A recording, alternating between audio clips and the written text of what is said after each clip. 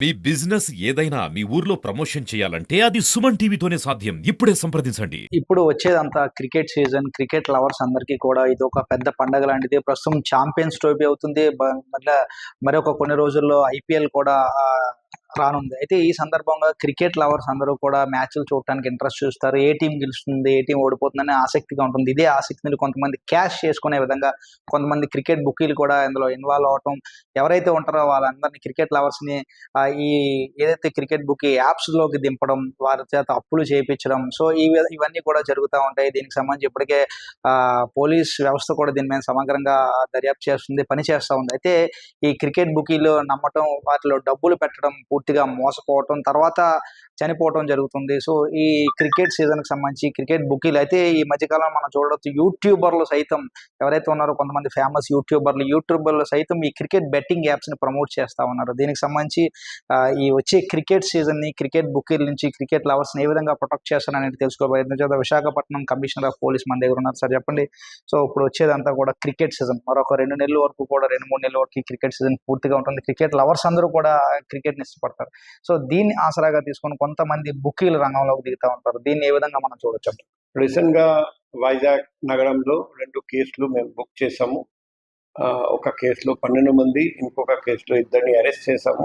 బాధితులు చాలా మంది ఉన్నారండి. క్రికెట్ బెట్టింగ్ వల్ల నష్టపోయిన వాళ్ళను పిలిపించి మేము కంప్లైంట్ తీసుకొని భవిష్యత్తులో ఇంకా కేసు కడతాం. వైజాగ్ సిటీ పోలీస్ లక్ష్యం వైజాగ్ నగరంలో క్రికెట్ బెట్టింగ్ ఆన్లైన్ కానీ ఆఫ్లైన్ కానీ చేసి ఎవరు మోసపోకూడదు, నష్టపోకూడదు. ఎందుకంటే క్రికెట్ బెట్టింగ్ మాకు చాలా బెనిఫిట్ వస్తుంది, మేము చాలా ప్రాఫిట్ మాకు వస్తుందని ఆలోచించి ఊహించి బెట్టింగ్ చేస్తారండి. కానీ చివరిగా నష్టపోయి చాలామంది సూసైడ్ కూడా చేసుకున్నారండి. ఆ సందర్భాలు ఉన్నాయి మన రాష్ట్రంలో, మన దేశంలో చాలా చోట్ల ఇలా జరిగాయి. సో యువత అందరూ అర్థం చేసుకోవాలి. బెట్టింగ్ వల్ల అందరూ నష్టపోతారండి. లాభం మీకు రానే రాదు. మీ జీవితం నాశనం అయిపోతుంది, మొత్తం డబ్బు పోతుంది. మేము కూడా కఠినంగా బుకీస్ అందరినీ శిక్షిస్తాం. ఫర్దర్ కేసులు రిజిస్టర్ చేయబోతున్నాం, ఫర్దర్ అరెస్ట్ చేయబోతున్నాం. ఆ బుకీస్ మన నగరం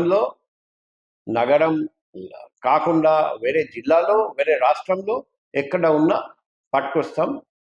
వైజాగ్ వాసులు అందరికీ మా రిక్వెస్ట్, మా పర్సనల్ ఫోన్ నంబర్ 7995095799 ఈ నంబర్కి కాల్ చేసి, లేకపోతే వాట్సాప్ మెసేజ్ పెట్టి, లేకపోతే వాట్సాప్ కాల్ చేసి, లేకపోతే SMS పంపించి, మీకు తెలిసిన ఎవరైనా నష్టపోతే, మోసపోతే, మీకు తెలిసిన బుకీస్ ఎవరైనా ఉంటే మాకు సమాచారం ఇవ్వండి, ఎవిడెన్స్ ఇవ్వండి. మేము వాళ్ళను కఠినంగా శిక్షిస్తాం.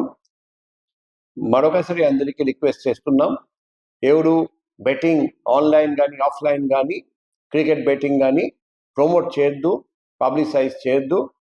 అదే మాదిరిగా బెట్టింగ్ వల్ల ఎవరు నష్టపోకూడదు, అందరూ బెట్టింగ్ నుండి దూరంగా ఉండాలి. సార్, ఈ మధ్య కాలంలో చూసుకుంటే ఏవైతే ఈ బెట్టింగ్ యాప్స్ ఉన్నాయో, ఈ బెట్టింగ్ యాప్స్ అన్నీ కూడా ఎవరైతే ఫేమస్ యూట్యూబర్స్ ఉంటారో వారందరినీ కూడా ఆసరాగా తీసుకొని, సో వారి ద్వారా ఈ బెట్టింగ్ యాప్స్ అన్నీ కూడా ప్రమోట్ చేస్తా ఉన్నారు. ఈ మధ్య కాలంలో చూసుకుంటే లోకల్ బాయ్ నాని అని చెప్పి వైజాగ్లో ఉంటారు ఆయన.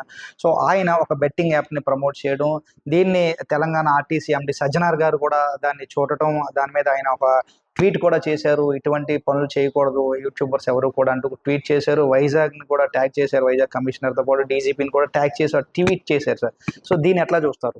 యూట్యూబర్స్ వాళ్ళు ఇన్ఫ్లుయెన్సర్స్, వాళ్ళను చూసి చాలామంది ఇన్ఫ్లుయెన్స్ అవుతారండి. కాబట్టి మనం అందరం సమాజంలో బతుకుతున్నాం. మనకు ఒక బాధ్యత ఉంది. ఒక బాధ్యత గల వ్యక్తి ఇటువంటి బెట్టింగ్ యాప్స్ కానీ లోన్ యాప్స్ కానీ ఎప్పుడు ప్రమోట్ చేయరండి.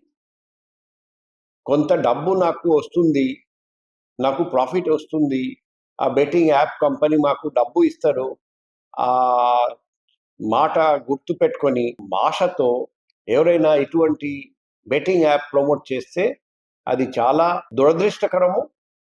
మేము ఎటువంటి పరిస్థితిలో ఇది యాక్సెప్ట్ చేయలేం. So all YouTubers, all influencers మేము రిక్వెస్ట్ చేస్తున్నాం, మీరు అందరికీ చెప్పండి బెట్టింగ్ నుండి దూరంగా ఉండాలి, లోన్ యాప్స్ నుండి దూరంగా ఉండాలి.